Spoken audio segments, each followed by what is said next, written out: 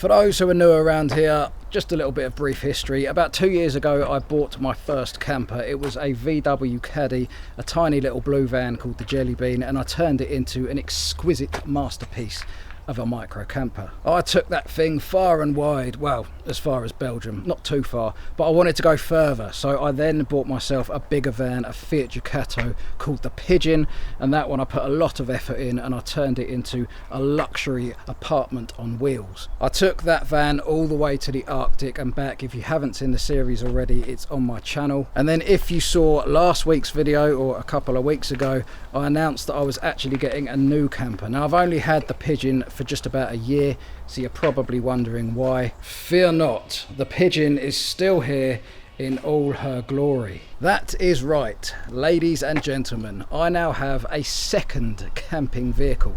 I'm being very careful with my words, as I was on the last episode, where I did not refer to it as a camper van. It is more of a camper car. That is right, this is the new beast. This is not a drill, this is not a joke, this is what I'm turning into my new camper. She is an absolute weapon, a 2012 Mini, and she is the one. I am colourblind, but I've been informed that she is a lovely shade of something. Inside, she is pretty clean. I don't know if you can see it too clearly, but there is a big smash on the windscreen and a crack going across. But that's all part of the reason why I got it for an absolute bargain price, along with the fact that it may or may not have done 127,000 miles. But it is my full belief that I can turn this into a spacious kind of luxury kind of mansion on wheels. So I've relocated the Pigeon to a spot further back in the barn, and outside you can see the Mini has taken her place. So the first issue I'm having is, as soon as you open the boot, there's a light that comes on in there and it literally doesn't go off. So when I'm working on the car, that is going to be an issue. It's going to drain the battery. So I'm pretty sure I'm just going to have to take that bulb out.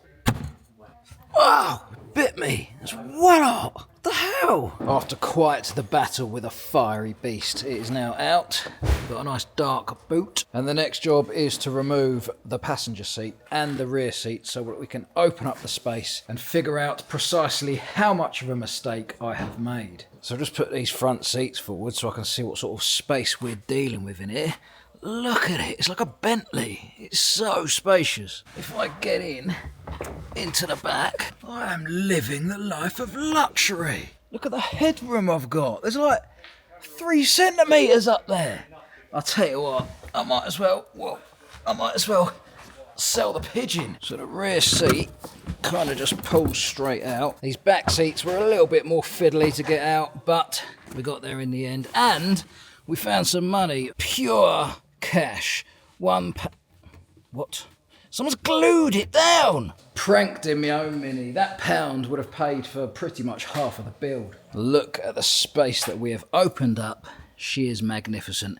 We have a slight issue. So the front seat is obviously connected to all the airbags and the little explosive which is inside the belt buckle and all that. So it's not as simple as just unplugging the seat and getting rid of it, because then it throws up a warning on the dash that you can never get rid of. So I've had to order a little resistor thing which plugs in and makes the car think that a seat still exists. There is a similar problem in the back, but this setup is a lot easier to deal with. So it's in the original belt buckles, there is all the wiring, but in this one, I've ripped them open with my reverse pliers, and that piece of electrical component right there is all that needs to be saved. So I can get rid of this whole block, dash this up in the corner somewhere, and that is going to prevent any errors from showing up from those rear seats. So I've given all this a bit of a clean in the back here, and I could scrub this for days on end and it's still not going to be 100% clean. And just because I don't know if I'm going to end up using that for storage or anything at the moment, I've got this leftover black carpet from the van build, and I'm just going to put a patch of that over all of that metal work to tidy it up a bit. So for those who watched my previous proper van build, you will know that I was pretty OCD with the attention to detail. I wanted it to come out really nicely, but that is not what I intend for the Mini. It's not that I want it to be super rough, but the whole plan is that I'm just going to chuck it together on the cheap and really quickly.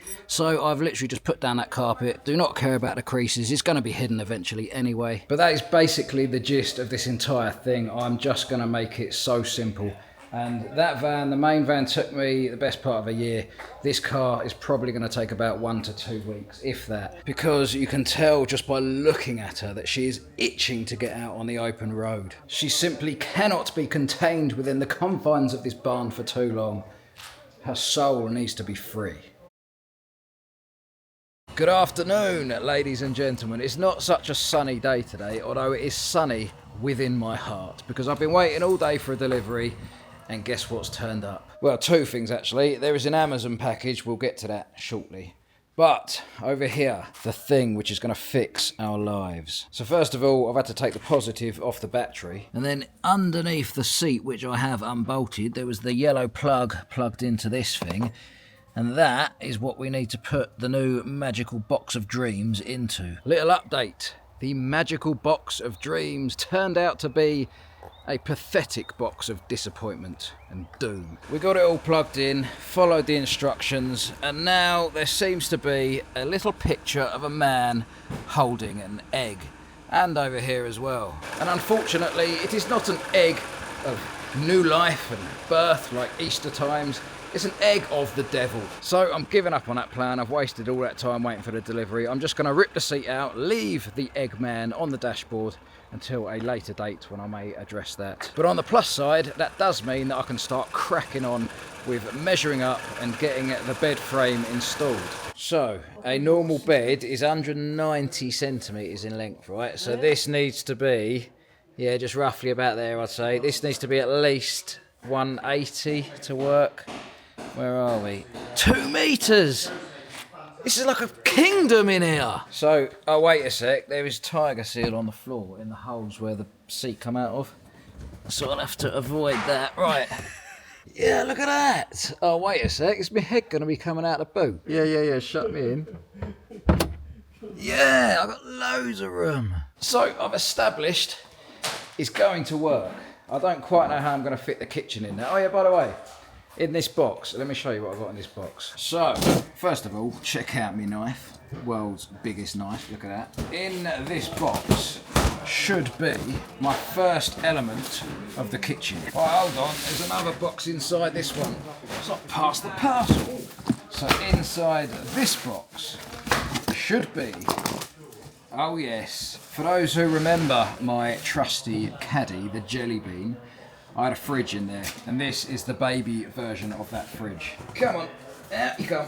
Oh yes, oh yes. So this is a 9 litre fridge freezer. You can choose whether it's a fridge or a freezer, with a beautiful design. It's 12 volt and it's a proper compressor fridge. As far as my cooker itself, I'm still debating exactly what to have, but I think I'm going to have an induction hob and or an air fryer. Oh, talking of air fryers, I need to do something. So Mel has been experimenting over here the last few days, thinking he's some sort of van life chef. He's been making some simple to make bread in the air fryer. We are going to make it with Coca-Cola bread, or Coley as I call it, Coley bread. You need 2 parts flour, 1 part dried milk, and as much salt as you dare. And plus the water. Oh, and the Coley. No, we're not water, going. We're using cola. Okay. For your Coke bread, we're using Coke rather than water. What animals that come from? Because you said something about it came from a baby earlier, didn't you? No, it comes from a regular cow. I said you could use baby milk if you and I said, who the hell is going around milking babies? Yeah. Just tell me when to stop, because I don't want to overdo it, do you? Keep going. This is definitely going to be light and fluffy. It's not the usual, it's very sticky. This could be because of the high sugar content. No, there's no sugar in this. I got 0 to make sure we're healthy. I believe it. So now that we see that, it's looking like a dough. And can I just give a contribution? Yeah, I think you should, yeah. Now, we're going to put the whole thing in, or do you want to do 2 small Why is it called ones? self-raising flour? Did its parents run away when it was a child? Yeah, that's a rough upbringing, that flour. Raise itself. Oh, you know what we didn't Someone do? said to me the other day they had a step ladder. I said, I've got a real ladder. Right, okay, so this is what I did earlier. About that size, right? Well, I don't believe it. Look at that. It is nice and fluffy. Let's have it. Right, I've brought a taste tester with us.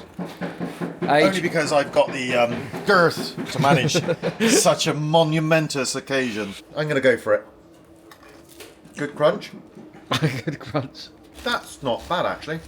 Why, thank you. I did it all myself. Mel watched. That was probably the best thing you've ever cooked in it, Has? Is it the best one yet? I'll tell you what, Ash. It's I'm not- surprised how good that is. Yeah? Yeah. It is a very Oh, good bread. yes. Yeah.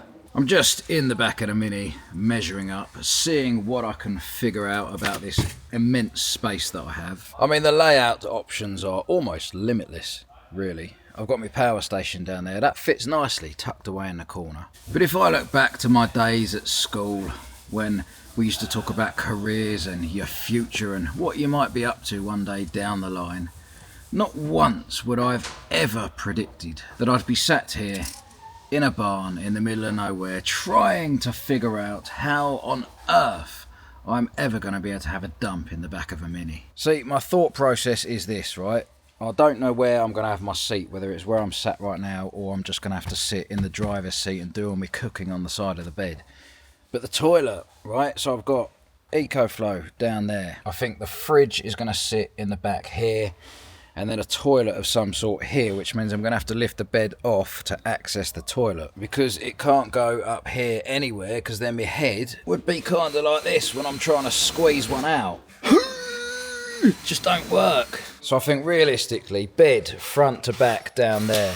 Removable plate at the front, which means my mattress is going to have to be all separate as well. Then the toilet there, and I think I'm just going to have to sit in the driver's seat to cook on the side of the bed here, which means all of that space at the back for storage. And I'm even considering some outdoor cooking options, some sort of table which pops out of the back here so I can stand outside and cook without breaking my back. The woodwork has finally begun. I've used this beast to start chopping up some bits. I've made some pocket hole things, well, holes I guess, and now I've got to screw that into there, hoping that I've got the right screws, but I have an issue. Mel! Yes, mate. Now, you promise you're not going to run off with these like the last bloke did?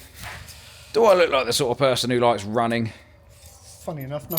I might give a brisk walk, but I'm sure you'll be able to catch me. Also, I thought this was 25mm, right, so the pocket hole screws I've ordered are slightly too long. They might come out the other end, which means I might have to wait another day to get some different screws. All right, there's a solution for everything, and his name is Mel. There you go. Do you reckon it's going to come out the other side? Because I do. Very probable. 50-50.